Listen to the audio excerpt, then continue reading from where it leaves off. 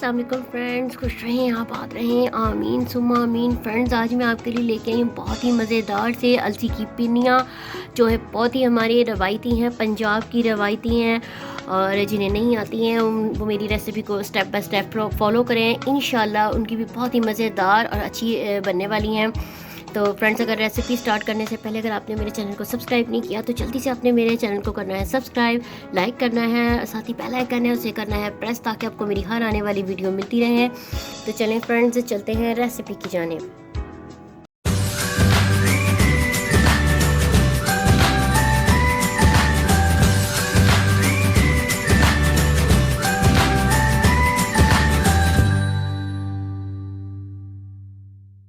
मैंने ले लिया है, एक फ्राई पैन ले लिया है और हम इसमें कुछ भी ऐड नहीं कर रहे हैं। सबसे पहले मैं ऐड करने जा रही हूँ अलसी ली है।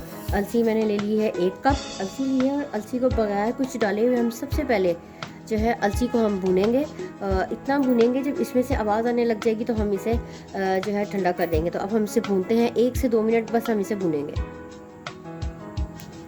ये देखिए, हल्की आंच से थोड़ी सी ज़्यादा आंच पर रखते हुए मैं इसे मुस्तकिल भूनती जा रही हूँ।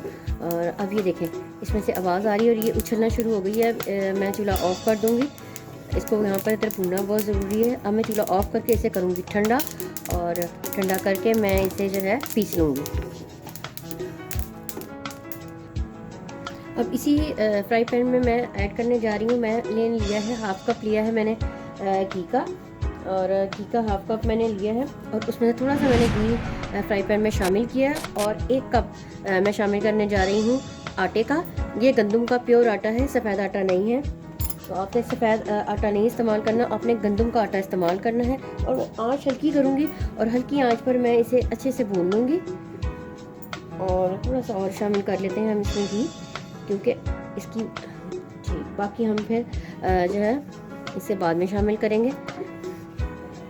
और अब मैं इसको हल्की आंच पर जो है, तेज़ आंच पर हमने इसको नहीं भूनना है। हम इसको अच्छे से भूनते जाएंगे आटे को। जब इसमें अच्छी सी महक आने लगेगी तो ही हम इसे जो है भूनना बंद करेंगे। तो हम इसको अच्छे से भून लेते हैं।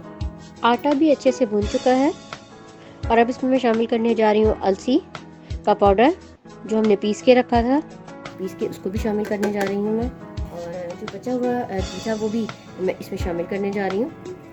और शामिल करके मैं इन दोनों चीज़ों को भी अच्छे से इसमें जो है भूनूंगी सारे घी के साथ। आटे का भूनना बहुत ज़रूरी है। अगर आटा कच्चा रह जाएगा तो उसमें जो है स्मेल आएगी। तो आटे को अपने अच्छे से भूनना है। घी आहिस्ता आहिस्ता बीच में डालते जाना है और उसको भूनते जाना है। तो चलें जी, अब हम इसको भी जो है आपस में एक दूसरे को मिक्स करते हैं और इसे भी हम 2 से 3 मिनट के लिए भूनेंगे हल्की आंच पर। अलसी और आटा भी अच्छे से मिक्स हो चुका है और भून चुका है। अब मैं इसे करूँगी, इसे भी उठाऊँगी और इसे साइड पर करूँगी। और अब हम करेंगे शीरे की तैयारी।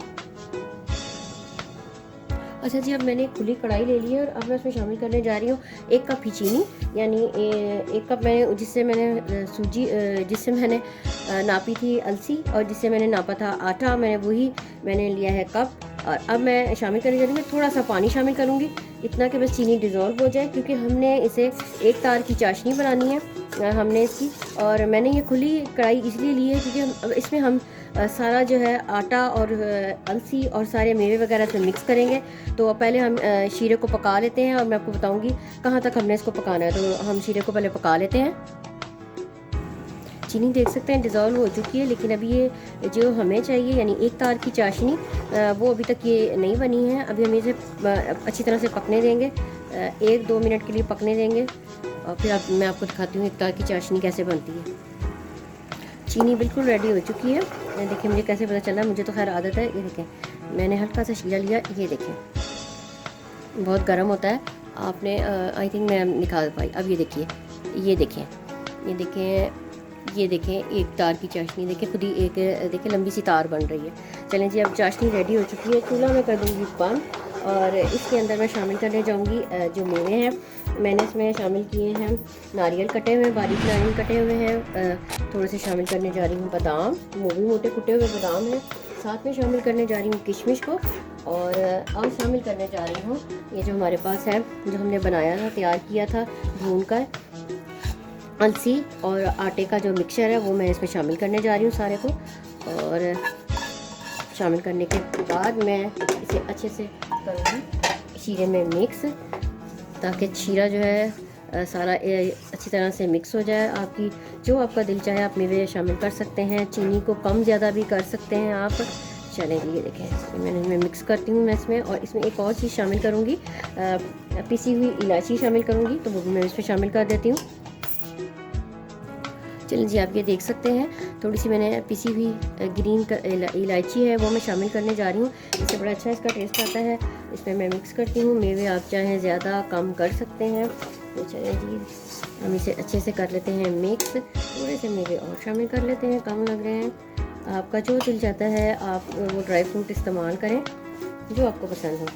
चलिए ये देखें ये सब मिक्स होता जा रहा है। घी को भी आप कम जो है इससे भी कम आप ले सकते हैं अगर आपका कोई इशू है। और अगर कभी ये ना जुड़े तो आप इसमें घी और ऐड भी कर सकते हैं। चलिए जी, हम इसे थोड़ा सा नीम गर्म रहने देंगे और नीम गर्म के अंदर ही हम इसके लड्डू बनाएंगे। तो चलिए थोड़ा सा हम ठंडा करते हैं। इस वक्त ये बहुत गर्म है, इसे हम लड्डू नहीं बना सकते। जब थोड़ा सा ये नीम गर्म होगा तो हम साथ साथ इसके लड्डू बनाते हैं। अच्छा जी, अब ये थोड़ा सा नीम गर्म है। अब मैं इसे लेती हूँ। तो ये देखें मैं इसके जब मैं बॉल बनाने की कोशिश करती हूँ, ये देखें ये बॉल ये देखें नहीं बन रहा है। इसका मतलब ये है, ये बता रहा है कि इसमें घी थोड़ा कम है, घी कम है। तो हम आपके साथ भी ऐसा हो सकता है। अगर आपके साथ भी ऐसा हो तो आपने क्या करना है, अभी ये गर्म है तो इसमें हम जो है थोड़ा सा इसमें हम घी शामिल करेंगे और घी शामिल करके चूल्हा चलाएँगे थोड़ा सा और इसको हम मिक्स करने की कोशिश करेंगे। इसी तरह जब भी कभी कभी लड्डू बनाएं और अगर वो ना जुड़े तो उसका मतलब ये होता है कि जो है घी की मिकदार आप बढ़ा लें। अगर आपको घी का इशू है तो आप इसको ऐसे भी इस्तेमाल कर सकते हैं। तो ये देखें वैसे ही गर्म है, तो हम इसमें थोड़ा थोड़ा करके घी शामिल करते जाएंगे। उससे ये होगा कि जो है आपको अंदाज़ा हो जाएगा कि आपने इसमें कितना घी शामिल करना है। इसमें थोड़ा सा घी करके शामिल करेंगे और फिर जो है हम इसके लड्डू बना लेंगे। ठीक है, चलें जैसे मैं थोड़ा सा लेती हूँ और लेके इसी तरह मैं दबा के नीम गर्म पकड़ते हुए मैं इसे सूर से दबाऊँगी और दबाकर मैं इसके छोटे छोटे बॉल बना लूँगी। तो मैं आपको दिखाती हूँ कैसे बनाएंगे। ये देखिए बन गए। और अब इसे हम उठा के रखते जाएंगे ताकि ये अच्छे से ठंडे हो जाएं। इसी तरह मैं सारे बना लूँगी। चलिए जी, आप देख सकते हैं ज़बरदस्त सी पिनियाँ अलसी की हो चुकी हैं रेडी और बहुत ही मज़ेदार बनती हैं। अगर आप की पिनियाँ भी ना जुड़ें तो आपने भी थोड़ा बहुत घी इसमें ऐड करना है और साथ साथ इसको गर्म गर्म ही आपने जोड़ लेना है। तो चलें जी, बहुत ही मज़ेदार सी आज की रेसिपी हमारी हो चुकी है रेडी। इंशाल्लाह मुलाकात होगी एक नई रेसिपी के साथ एक नई वीडियो में। अल्लाह हाफिज़।